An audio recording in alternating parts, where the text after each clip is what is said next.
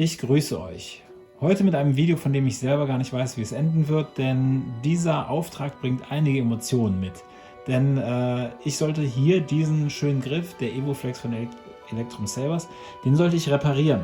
Was ist passiert? Der Akku wurde falsch rum eingesetzt und schon leuchtet die Klinge nicht mehr. Also erstmal Ursachenforschung und so weiter. Aber erstmal gehen wir auf den Griff ein. Wie schon erwähnt, wir haben hier den EvoFlex. In dieser Ausführung, ich glaube, den gibt es in mehreren Ausführungen. Der ist, wie ich finde, sehr schön. Das Chassis, welches hier installiert ist, ist nicht von mir. Das wiederhole ich auch noch ein paar Mal, weil mir das sehr wichtig ist. Ich habe ein eigenes mittlerweile. Ich habe den Griff aber selber nie installieren dürfen. Ja, der Griff, hier kommt eine 1 Zoll Klinge rein. Wir haben hier die Blade Retention Screw, die ist auch sehr, ja, es geht sehr schön auf und zu. Eine Rändelschraube. Passt auch hier zum Design einfach, also ich finde die sehr schön versteckt, sehr elegant.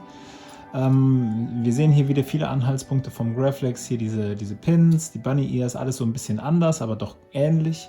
Die Clamping Card, und die ist im Originalzustand, ist das, hat die 2 Taster, die sind aber induktiv. Also hier wurde nachträglich ein Löchlein gebohrt mit einem Taster darunter.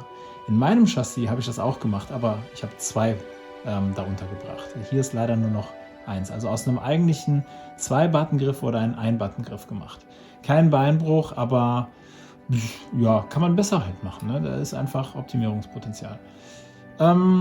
Ja, und dann haben wir hier diese angedeuteten Grips. Die sind halt schön schmal, sodass man den Griff auch sehr gut halten kann, finde ich jedenfalls.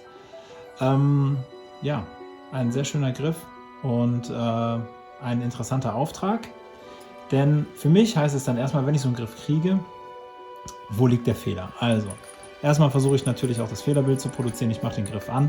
Mittlerweile ist er repariert. Ich kann es jetzt nicht nachmachen. Ich schaue mir den Griff an, gucke, was passiert, und dann ja, nehme ich den Griff stückweise, beziehungsweise das Chassis erstmal unter die Lupe und dann schrittweise auseinander. So, im Grunde kann ich die Hülle jetzt erstmal weglegen. Hier ist nichts verkehrt. Der Fehler musste halt irgendwo hier liegen. Das PCB hier oben funktionierte nicht, deswegen habe ich das als erstes abgenommen. Es funktionierte an einem anderen Griff, heißt, der Fehler könnte an Bord liegen. Da hatte ich dann auch eine Brücke zwischen Plus und Minus und dachte, jo, ich habe den Fehler gefunden, das Board ist hinüber, aber das Golden Harvest laut Anleitung hat einen Schutz gegen falsch rum eingesetzte Akkus, und deswegen dachte ich mir, dann kann es das auch nicht sein. Und als ich das Board vermessen habe, waren alle Kabel noch angelötet. Als ich es dann abgelötet habe, habe ich gesehen, dass die Brücke weg war, also musste der Fehler hier irgendwo liegen. Lange Rede, kurzer Sinn, am Ende habe ich das ganze Ding entkernt und alles neu verkabelt. Das wäre es war notwendig, denn die Kabel waren minderwertig. Also Leute, wenn ihr lötet und die Kabel, die Ummantelung schmilzt, wenn ihr Lötzinn an die Enden bringt, werft die Dinger weg. Das ist nicht brauchbar. Also ja, das war schon auch wieder fahrlässig, weil da manche Kabel einfach sehr, sehr nah dran waren, auf irgendwelche anderen Pads diese zu berühren und Kurzschlüsse zu verursachen. Deswegen neue Kabel reinziehen, PTFE-Drähte und silikonummantelte Drähte, weil PTFE, das sind halt die mit der dünnen Ummantelung, mit einer sehr stabilen, aber dünneren Ummantelung als die Silikondrähte. Die waren notwendig, weil hier in dem Chassis hatte ich so gut wie keinen Platz, denn hier waren Durchgangsbohrungen, da schlackert es dir die Ohren. Aber dieses Chassis wurde auch ursprünglich anders zusammengesetzt, als ich es dann machen musste, denn das Chassis wurde zusammengeklebt. Wir haben hier einen Spalt, das heißt, man hat erst den Teil installiert, dann die Kabel da durchgezogen und dann das Ganze zusammengeklebt. So macht es dann das Ganze wesentlich zugänglicher. Trotzdem hätte man hier viele Bohrungen einfach größer wählen können. Ja, wo war ich? Ja, das Golden Harvest habe ich abgelötet, habe gesehen, okay, daran liegt es auch nicht. Und dann war es dann halt am Ende diese Neopixel-LED, die hier unter dem Kristall liegt. Die hat die verwechselte Polarität oder die umgedrehte Polarität hat es nicht vertragen. Und von dieser LED geht halt das Signal weiter an die LEDs, die hier unter dieser Abdeckung liegen und die dann hier oben beim NeoPixel PCB liegen. Also das war der Fehler am Ende des Tages und ja, die galt es dann auszutauschen.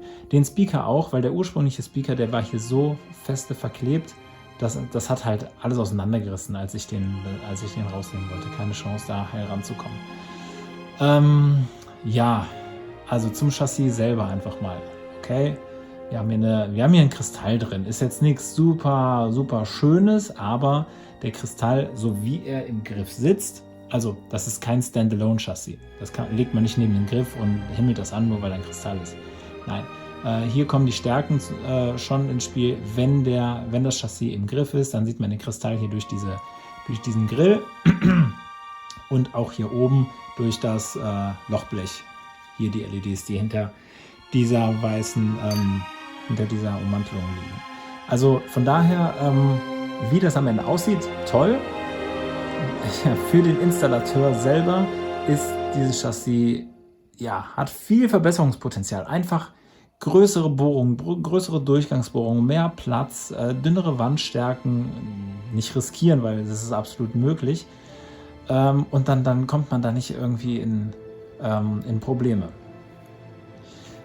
Hier ist ein nicht geschützter Akku, oder war er doch geschützt? Muss ich nochmal gucken. Doch, ich glaube, der war geschützt. Der passt rein, also das ist okay gewesen. Ja, hier haben wir auch elegante Lösungen, die benutze ich auch. Diesen flachen Pin, diesen flachen Konnektor. Und im Inneren des Griffes sieht man dann das Gegenstück dazu. Ich weiß nicht, warum der dritte Taster oder dieser dritte Bügel nicht da ist, keine Ahnung. Aber theoretisch wäre es halt möglich gewesen, hier auch noch einen zweiten Button unterzukriegen. Ja, so viel zur physischen Reparatur. Das Ganze habe ich dann getestet, hat auch funktioniert. Das können wir jetzt mal gerade anschaulichen. So, kommt hier rein. So, und wir haben direkt hier ein Standby-Licht. So, an der Konfiguration der LEDs, der Echsen der LEDs, da habe ich mich nicht rangewagt. Das ist mir zu aufwendig, das kann dann am Ende der Besitzer machen. Aber ich habe mich um die Hauptklinge natürlich gekümmert, dass die vernünftig leuchtet. So, setzen auch nochmal, den unteren Teil des Griffes setze ich mal nicht aus, sonst sehen wir ja nicht hier unten, was da passiert. Also hier ist irgendwie ein Blinken programmiert. Hier wechseln wir die Farben immer mal wieder. So, und wenn ich den Charakter wechseln will, einmal länger drücken. So, und als ich die Stimme gehört habe, wurde ich stutzig. Denn, ich will den jetzt mal einloggen. So, was wieder schauen, gelb, läuft.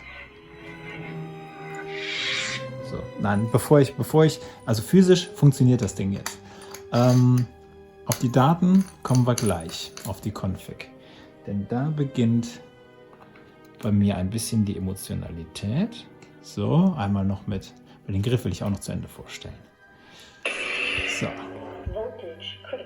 Oh, na toll. Ja, das ist natürlich richtig gutes Timing. Ich wechsle schnell den Akku. Bis gleich. So, da sind wir wieder. Neue Akkus drin. Let's go. Wir haben hier Luke aus Mandalorian. Ich werde das Kind mit meinem Leben schützen. So, einmal hier auch beim Golden Harvest. Ich bin kein Experte, selten eine Config gemacht. Wenn man hier Force auslöst, wechselt die Farbe. Muss man noch umstellen, ist jetzt auch kein Hexenwerk. Aber ich werde das Kind mit meinem Leben schützen. Allein die Zeit und war nicht Teil meines Auftrags. Deswegen habe ich das mal gelassen. So, wir sehen, der Griff funktioniert. Schön viel Sound. Ein bisschen blechern. Deswegen würde ich dem hier nur eine 7 geben.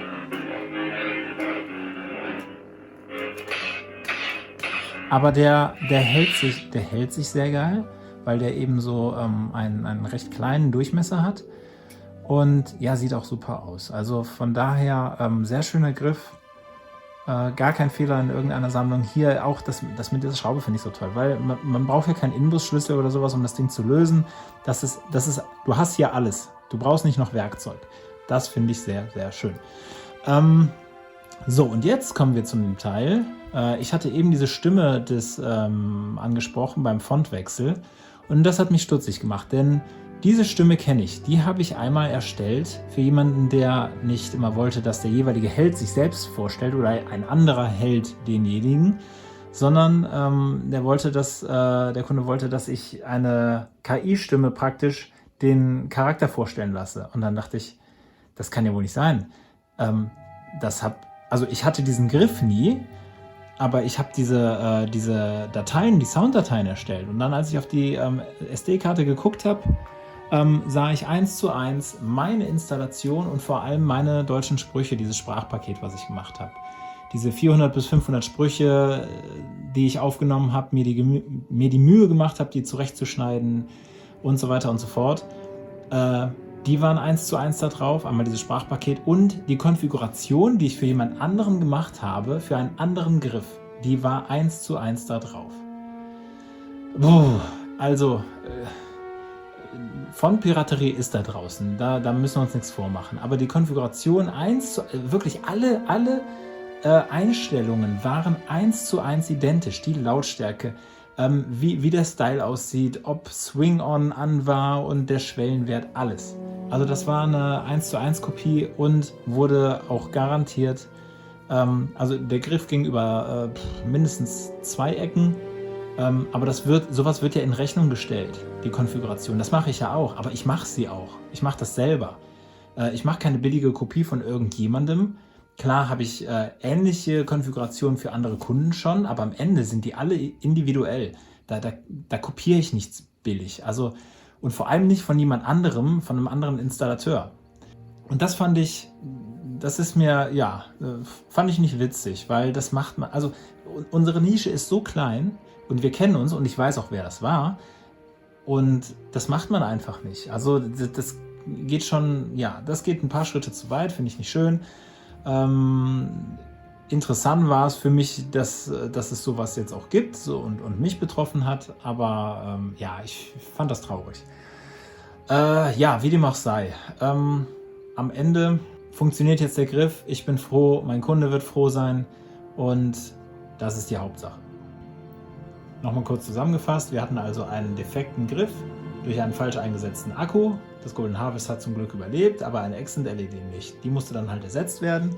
Der Speaker musste ersetzt werden, weil beim Herausnehmen der ganzen Kabelei der Speaker nicht standhalten konnte, weil der total verklebt war. Die Kabel selber waren minderwertig, die Ummantelung schmolz beim Verlöten der Kabel. Die Lötstellen selber waren sehr schlecht, einzelne Litzen standen ab und liefen Gefahr, andere Pads zu berühren und Kurzschlüsse zu erzeugen. Und zu guter Letzt hatten wir halt einfach diese Raukopie einer von meinen Konfigurationen für den Golden Harvest 1:1. Dazu auch noch das deutsche Sprachpaket geklaut. Also es war ein turbulenter Auftrag. Trotz alledem oder genau wegen dem hoffe ich, dass ihr Spaß hattet beim Schauen des Videos und freue mich natürlich jedes Mal wieder über ein Like und ein neues Abo. Bald sind wir auch bei 200, da freue ich mich sehr drauf. Also schaut wieder rein und bis bald.